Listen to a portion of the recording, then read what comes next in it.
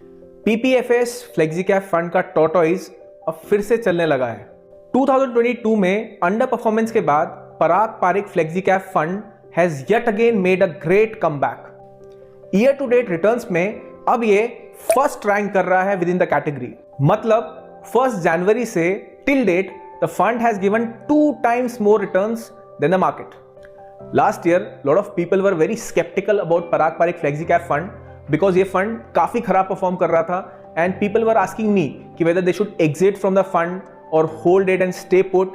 and ऐसा क्यों था? Because इस फंड की स्पेशलिटी जो है ये इंटरनेशनल टेक कंपनीज, खासकर यूएसए की आईटी कंपनीज जैसे फेसबुक की जो पेरेंट कंपनी है Meta, Microsoft corporation, alphabet INC, Amazon.com etcetera में इन्वेस्ट करता है। तो लास्ट ईयर इन सारी टेक कंपनीज की हालत बहुत खराब थी, बहुत खस्ता थी। ऑलमोस्ट सभी में काफी डाउनफॉल आया था। खासकर जो फेसबुक की पेरेंट कंपनी है मेटा, इसने तो अपने पीक से ऑलमोस्ट 70% से ज्यादा की गिरावट देखी थी, जिसकी वजह से पराग पारिक की फ्लेक्सिकैप फंड पर काफी इंपैक्ट आया था। अब सोचिए कोई इस फंड से लास्ट ईयर ही एग्जिट कर देता तो कितना अपसाइड पोटेंशियल मिस कर देता।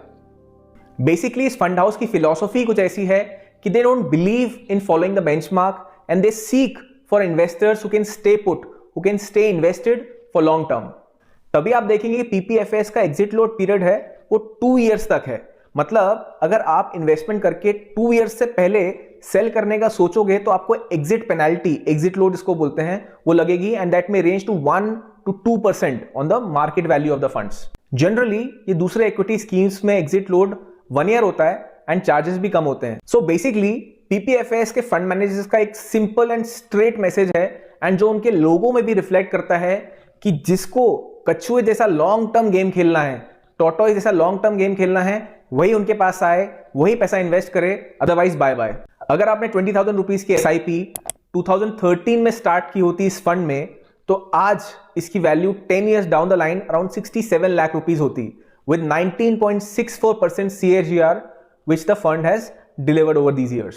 और अगर रिस्क रेशियोज को देखें इस फंड के तो वो भी सभी मोस्टली विद इन लिमिट्स हैं।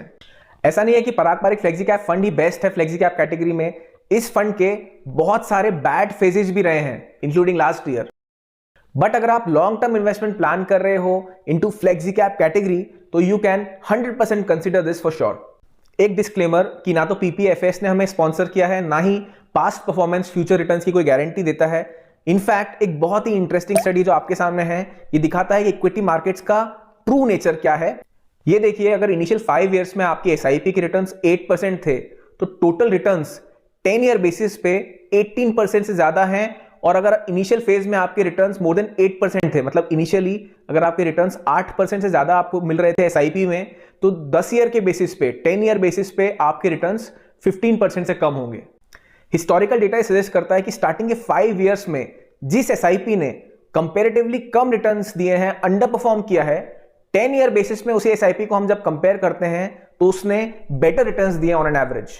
कहने का मतलब है कि अगर इनिशियली आपकी एसआईपी अंडर परफॉर्म कर रही है इनिशियल 5 इयर्स में, तो उस एसआईपी के अच्छा परफॉर्मिंग करने के चांसेस फ्यूचर में बढ़ जाते हैं। ऐसा हमें हिस्टोरिकल डेटा ये बताता है। इसी नोट पे वीडियो खत्म करता हूं। ऑफ कोर्स सब्सक्राइब कर लीजिए if you like the content. Take care until next time we meet. और हां, कोई भी इन्वेस्टमेंट डिसीजन लेने से पहले अपने फाइनेंशियल एडवाइजर को जरूर कंसल्ट करें।